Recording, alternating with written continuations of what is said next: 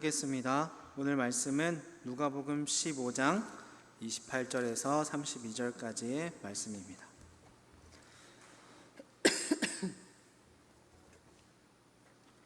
누가복음 15장 28절에서 32절까지의 말씀인데요. 우리 한 절씩 나누어 읽고 마지막 12절은 함께 읽도록 합시다. 제가 먼저 28절 읽겠습니다. 그가 노하여 들어가고자 하지 아니하거늘 아버지가 나와서 권한대 아버지께 대답하여 이르되 내가 여러 해 아버지를 섬겨 명을 어김이 없거늘 내게는 염소 새끼라도 주어 나와 내 보스로 즐기게 하신 일이 없더니 아버지의 살림을 창녀들과 함께 삼켜버린 이 아들이 돌아오매 이를 위하여 살진 송아지를 잡으셨나이다. 아버지가 이르되 예 너는 항상 함께 내 것이다 내 것이로되 함께 하겠습니다. 이 내 동생은 죽었다가 살아났으며 내가 잃었다가 얻었기로 우리가 즐거워하고 기뻐하는 것이 마땅하다 하니라. 아멘. 오늘 아버지의 사랑이라는 제목으로 함께 은혜를 나누고자 합니다.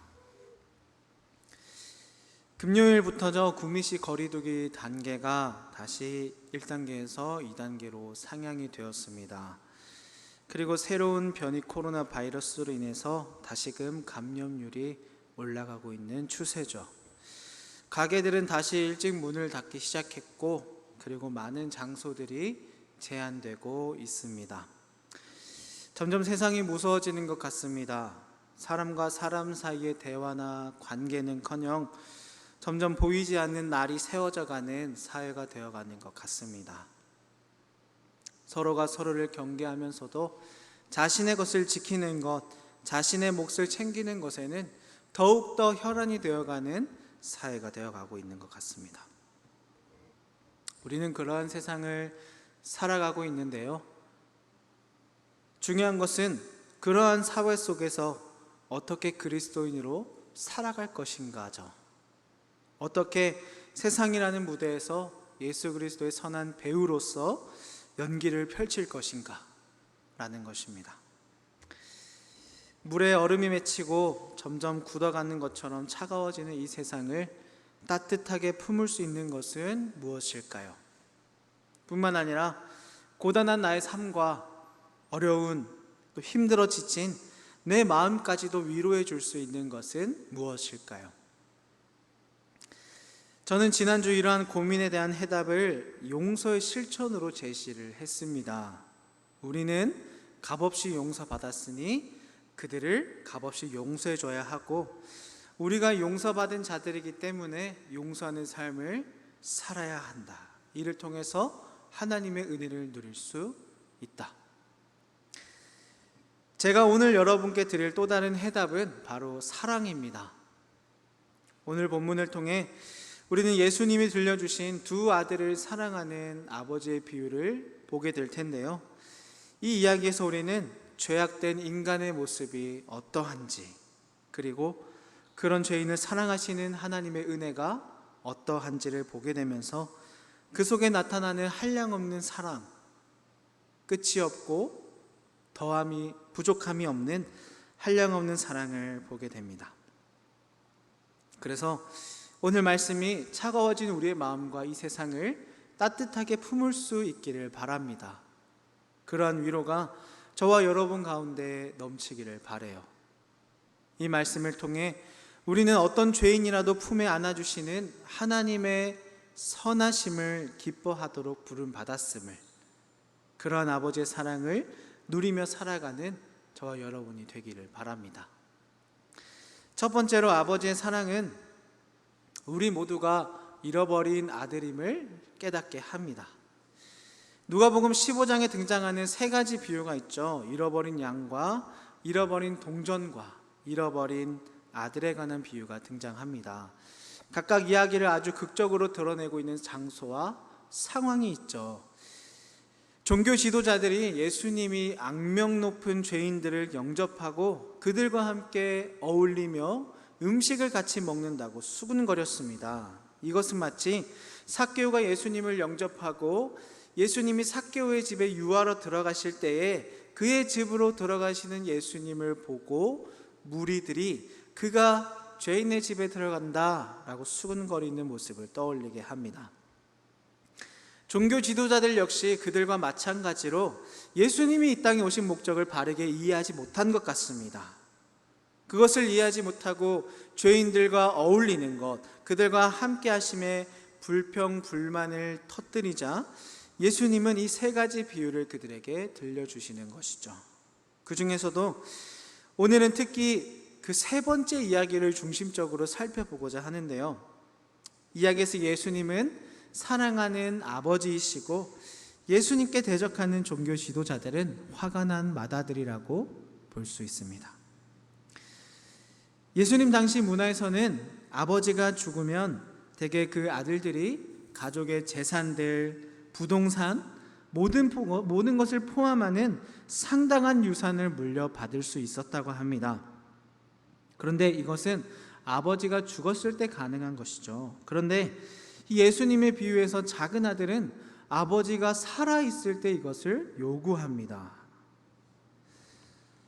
아버지에게 일찍 유산을 달라고 요구하는 것은 오늘날로 치면 이렇습니다. 한 중학생 정도 되는 아들이 자신의 아버지 앞에서 아버지가 빨리 죽어버렸으면 좋겠어, 아버지가 빨리 없었으면 좋겠어 라고 외치는 것과 같은 것이죠. 즉 아버지가 죽기까지 기다릴 수 없습니다. 그러니까 빨리 돌아가시든지, 이런 불효가 없겠죠. 그런 말입니다. 아버지의 그 마음에 엄청난 대못을 박는 말이죠. 이러한 요구는 결국 작은 아들이 무엇을 원하는가를 깨닫게 합니다. 그에게 중요한 것이 무엇인지 알게 하는 것이죠. 작은 아들에게 필요한 것은 아버지가 아니었습니다. 아버지와의 관계가 아니죠. 아버지를 통해 얻을 수 있는 유익이었습니다. 그렇기 때문에 작은 아들은 이 아버지와의 관계가 깨질지라도, 무너질지라도 아버지가 줄 수 있는 것을 당장 받기를 원하는 것이죠. 하지만 아버지는 작은 아들의 그 무례한 요구를 들어줍니다. 작은 아들의 요구로 인해서 작은 아들뿐만 아니라 큰 아들까지도 유산을 미리 나누어서 받게 되는 것이죠. 지금까지의 말씀을 보면 맏아들에 대한 내용은 등장하지 않고 있습니다. 그래서 우리는 맏아들은 점잖게 아버지의 뜻에 잘 따르는데 그놈의 작은 아들은 아버지에게 상처를 주는 말도 안 되는 요구를 했다고 생각하면서 작은 아들에게 더 좋지 않은 시선을 보낼 수 있죠. 그러나 맏아들에게도 잘못은 있습니다. 만약 이때 맏아들이 나서서 아버지와 작은 아들 사이를 중재했다면 어떻게 되었을까요? 그렇다면 아버지는 유산을 미리 나누어 주는 이 공개적인 망신을, 자신을 빨리 죽어라 하는, 자신이 죽었으면 좋겠다는 그 관계를 깨고 싶어하는 그 망신을 피할 수 있었을 것입니다. 하지만 맏아들은 가족관계를 회복하려고 노력하지 않습니다.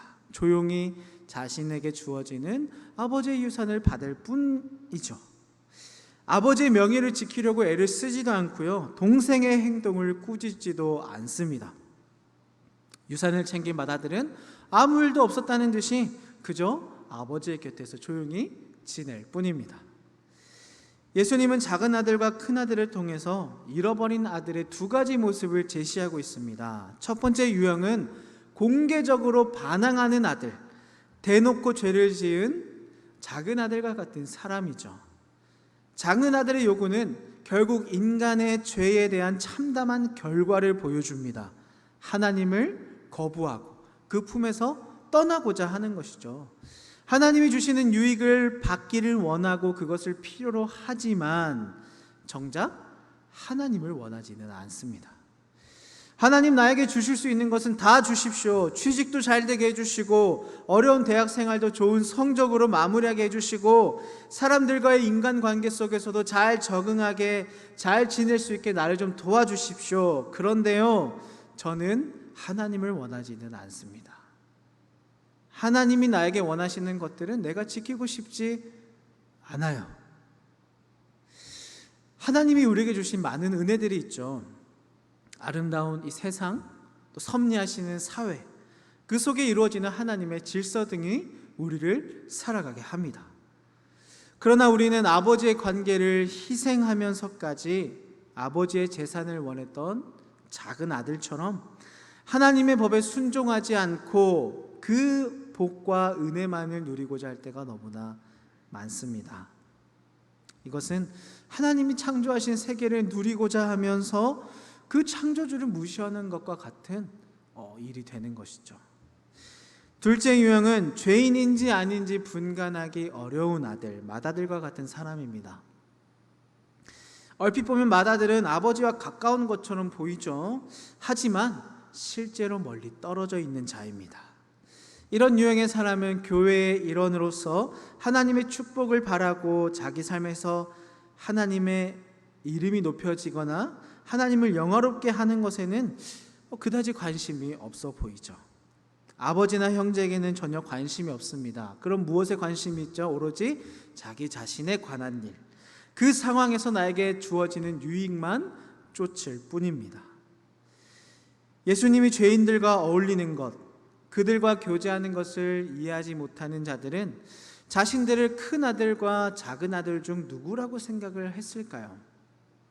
아마 이방 나라로 가서 자신의 모든 재산을 탕진해 버리고 그들이 부정하다 여기는 동물인 돼지를 치는 일까지 하는 것을 봤을 때 그들은 작은 아들보다 자신을 큰 아들로 여기지 않았을까 하는 생각을 해봅니다.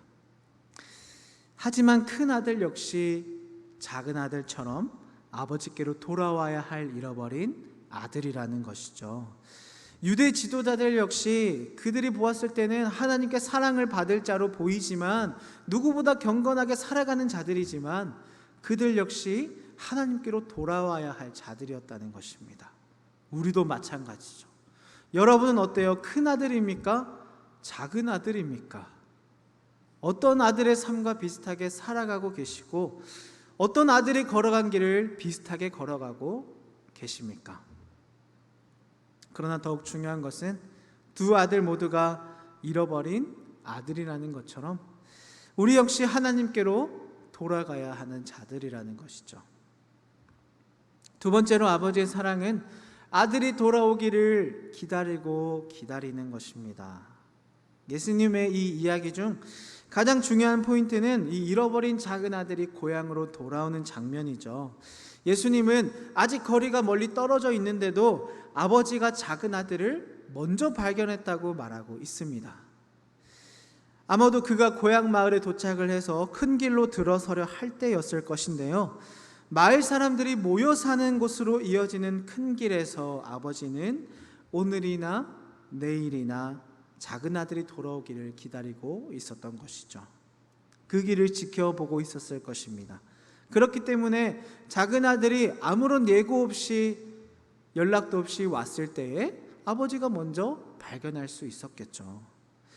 작은 아들은 가족의 이름과 명예와 그 쌓아둔 명성을 한 번에 공개적으로 실추시켰습니다. 그리고 값진 유산을 받았지만 낭비하고 급기야 이방인에게 붙어 살다가 돼지 여물이라도 먹을 수 있기를 간절히 바라는 신세까지 떨어지게 됐죠. 그러나 작은 아들의 어리석은 선택에도 불구하고 아버지는 어떻게 합니까? 아들을 향한 사랑을 결코 멈추지 않습니다.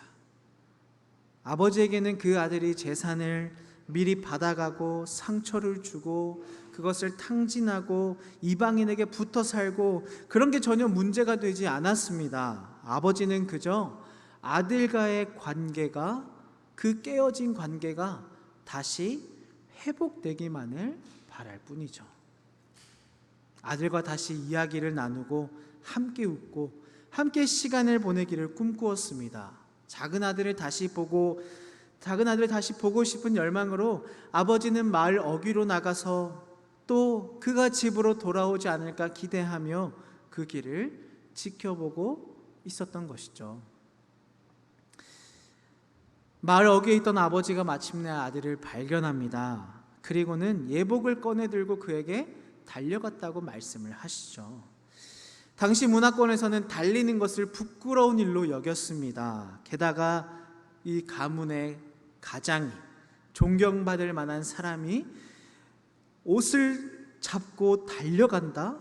그것은 오늘날로 치면 같이 사는 아파트 사람들, 이웃 사람들이 다 지켜보는 가운데 속옷만 입고 달려가는 것과 흡사한 수치라고 합니다.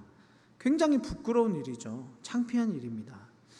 점잖은 어른이라면 많은 사람이 보는 앞에서 절대 뛰어서는 안 됐습니다. 그런데 아버지는 아들에게 달려가고 있죠. 왜일까요?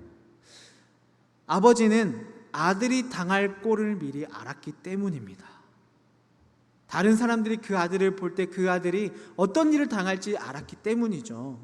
그를 때리거나 내쫓거나 가문의 수치라며 공개적으로 비난할 것을 아셨습니다. 그러한 사회에서, 그렇게 무서운 사회에서 그 어른이, 그 가문의 가장이 그 거리 한복판을 달려가고 있는 것이죠. 작은 아들은 아버지의 무조건적인 사랑에 놀라서 준비한 말을 하려다가 더 이상 말을 꺼내지 못합니다. 말을 잇지 못하죠.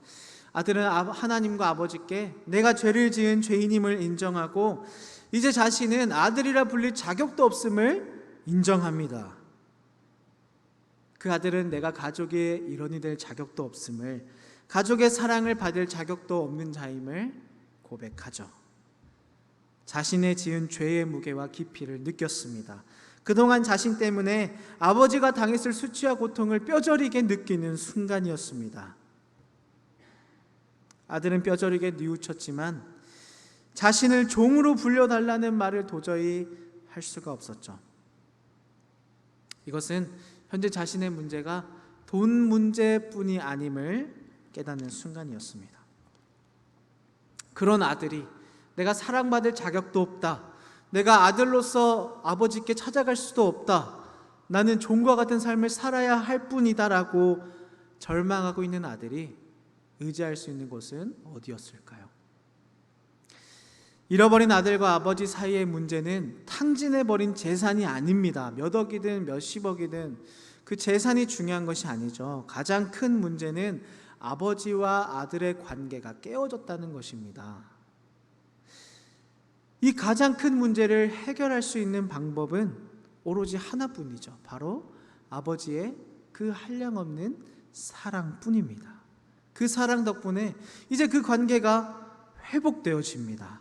아버지는 그를 가문의 수치가 아니라, 자격이 없는 자가 아니라, 우리 집의 일꾼으로 살아야 할 자가 아니라 자신의 아들로 다시 받아주게 됩니다. 예수님은 이 비유에서 아버지는 아들을 단순히 받아주기만 한 것이 아니라 많은 사람들이 지켜보는 가운데 옷과 신발과 가락지를 가져오겠다고 말씀하시죠. 아들의 꼴은 아마 말이 아니었을 겁니다. 더럽고 냄새도 났겠죠. 아버지는 그런 아들을 험한 꼴로 그 큰 길을 걷게 하고 싶지 않았습니다.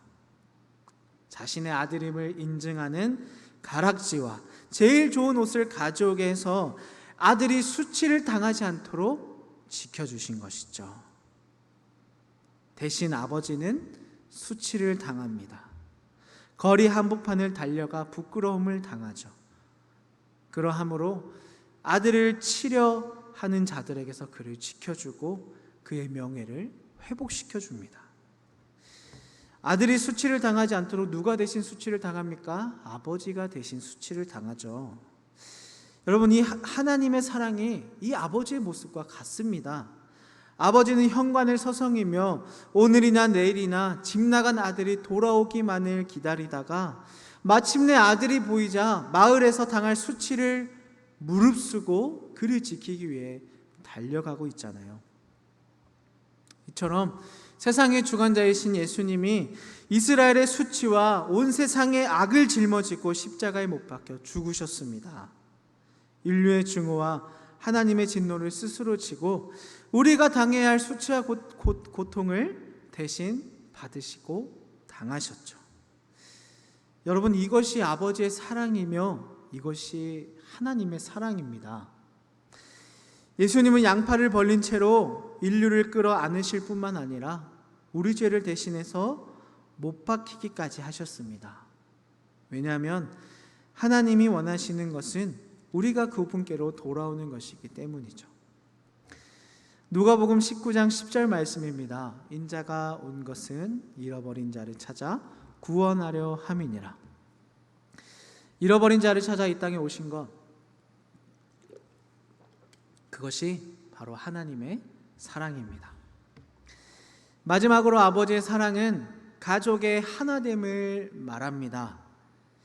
이제 드디어 예수님은 비유의 시작부터 지금까지 전혀 언급하지 않았던 이 맏아들에게로 시선을 돌리시는데요. 예수님은 맏아들이 집에 돌아온 이 동생을 위해 잔치가 열린 것을 알게 된 장면을 묘사하시는데요. 원래 이런 경우에 아버지가 잔치를 열었다면 당시 이 아들들은 지체 없이 무슨 일이 있든 집으로 달려가서 잔치에 합류하는 것이 관례였습니다. 그러나 맏아들은 그 잔치, 동생이 돌아옴에 기뻐함으로 아버지가 연 그 잔치에 아들이라면 무조건 참여해야 하는 그 잔치에 참여하지 않습니다. 왜냐하면 그것을 참석할 가치가 없는 잔치로 여겼기 때문이죠.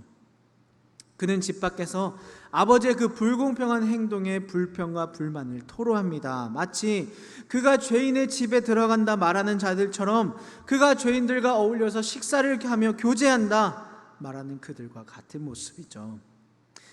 그러자 아버지가 직접 나옵니다. 나와서 그 거만하고 오만한 맏아들을 찾아가서 집으로 들어와 동생의 돌아옴을 축하하자고 설득하게 되죠. 앞서 우리는 아버지가 둘째 아들이, 작은 아들이 돌아왔을 때에 그 아들의 수치를 지켜주기 위해서 달려가는 아버지를 보았습니다. 이번에도 아버지는 거만하고 오만한 맏아들에게 먼저 다가가 주시죠. 작은 아들의 경우와 똑같습니다. 그를 찾아가서 그에게 집에 들어와 동생의 돌아옴을 함께 축하하자고 설득하는 것이죠.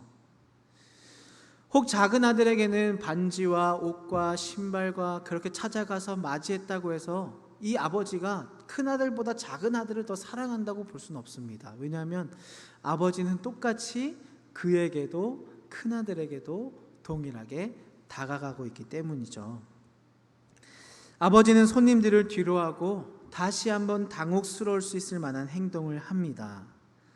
모두가 지켜보는 가운데서 부자 관계가 깨어졌음을 적나라하게 말하고 있는 것이죠.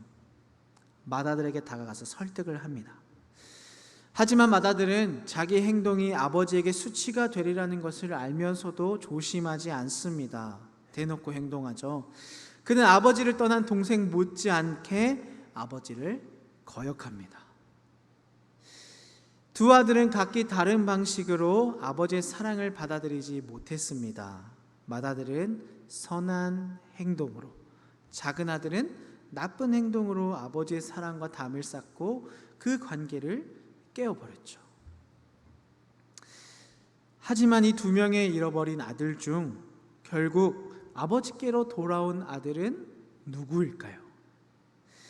형은 집안에서 자신의 권리를 주장하기 위해서 마지못해 행동했을 뿐 진정한 가족이 되지는 못했습니다.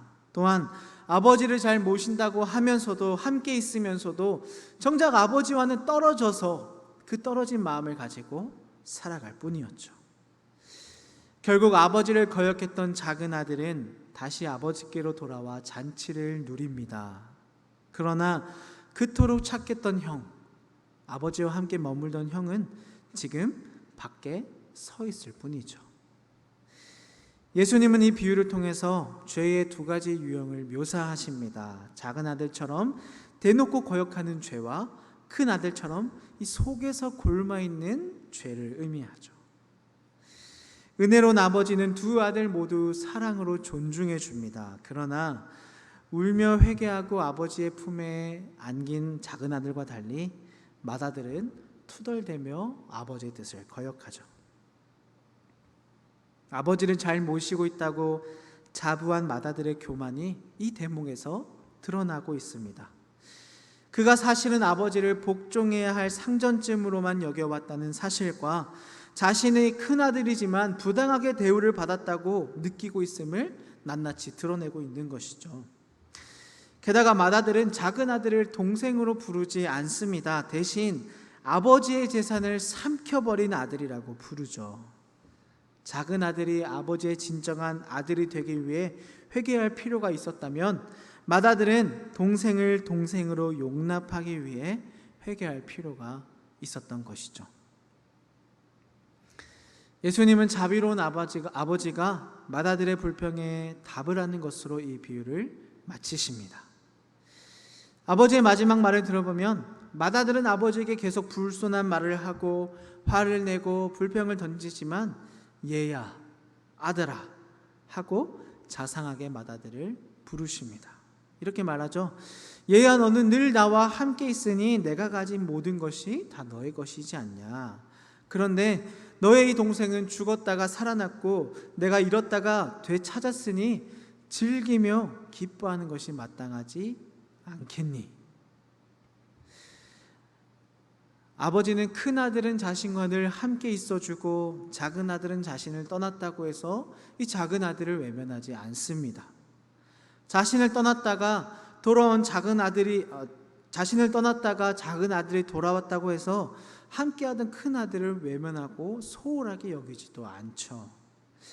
왜냐하면 큰 아들과 작은 아들 모두가 아버지의 아들이요 한 가족이며 모두가 사랑이 필요한 자들이기 때문입니다.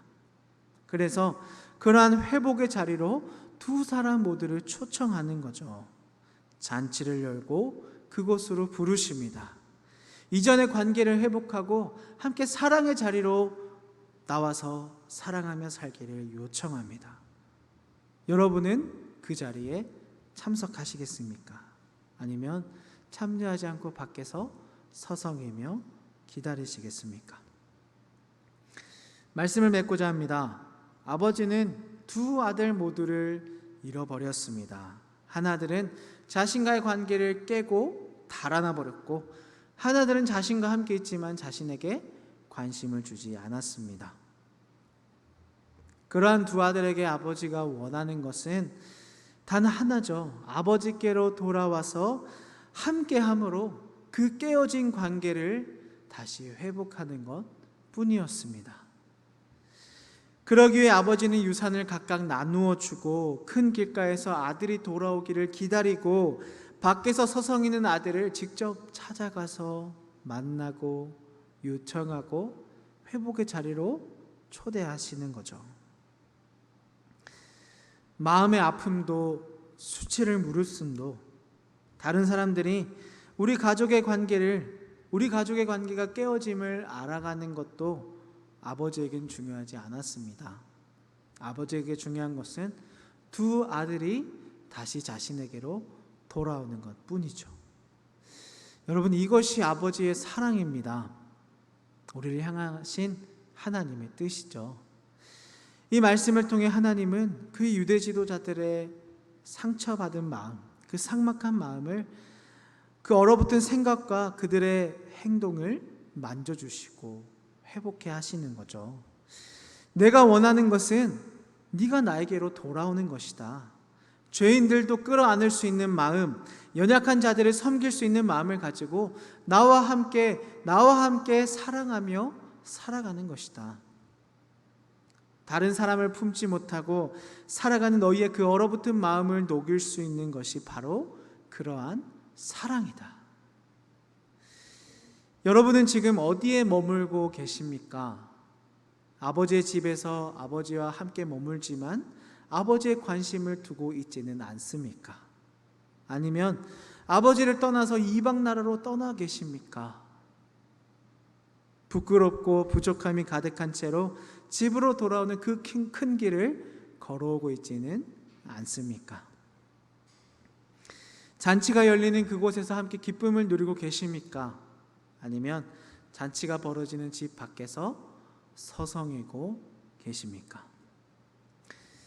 여러분, 중요한 것은 우리가 있는 모든 곳에 하나님이 함께 하신다는 거죠. 그 하나님의 사랑은 변함이 없고 덜함이 없으며 늘 우리를 향해 쏟아지고 있습니다. 여전히 우리를 사랑하시며 우리가 돌아오기를 기다리시는 것이 아버지의 사랑, 아버지의 마음이죠. 그러한 사랑을 누림으로 살아갈 때에 우리가 이렇게 어려운 세상에서, 삭막한 세상 가운데서도 그리스도인으로서 사랑을 전하며 빛을 발하며 살아갈 수 있다고 저는 확신합니다. 이러한 사랑을 누림으로 그런 귀한 삶의 실천까지도 나아가는 저와 여러분의 삶이 되기를 바랍니다. 우리 함께 찬양하고자 하는데요,